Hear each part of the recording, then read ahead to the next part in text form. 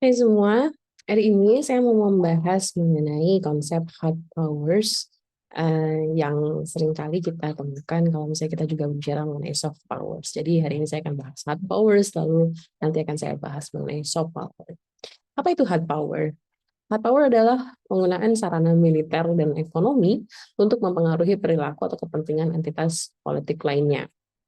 Bentuk kekuasaan politik ini seringkali agresif, atau artinya menggunakan paksaan, dan paling efektif ketika diberlakukan oleh entitas politik yang memiliki kekuatan militer atau ekonomi yang lebih besar terhadap yang lebih lemah.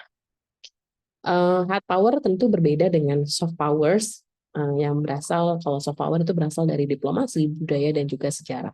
Kalau menurut Joseph Nye, hard powers itu bisa didefinisikan kemampuan menggunakan manfaat dan ancaman kekuatan ekonomi militer untuk membuat orang lain mengikuti kehendakmu.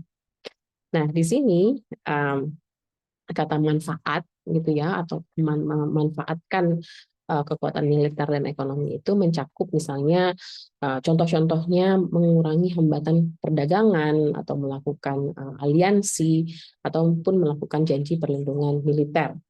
Sementara ancaman itu bisa dipahami sebagai diplomasi paksa atau melakukan ancaman intervensi militer atau melakukan penerapan sanksi ekonomi. Nah, Ernest Wilson itu menggambarkan hard power sebagai kemampuan untuk memaksa orang lain bertindak dengan cara yang sebaliknya tidak akan mereka lakukan. Jadi ada unsur pemaksaan kalau kita lihat dari konsep hard power ini.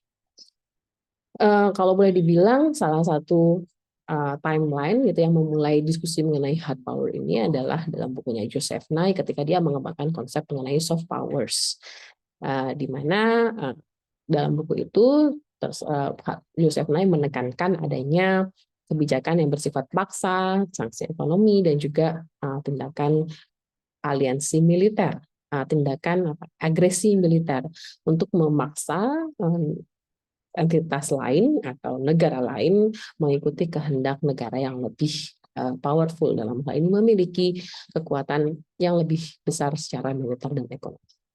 Lalu bagaimana dengan nasib negara-negara yang tidak memiliki kekuatan militer besar atau tidak memiliki kekuatan ekonomi besar? Nah, Joseph Nye menerapkan konsep apa yang disebut sebagai soft power yang akan saya bahas dalam video berikutnya. Sampai jumpa.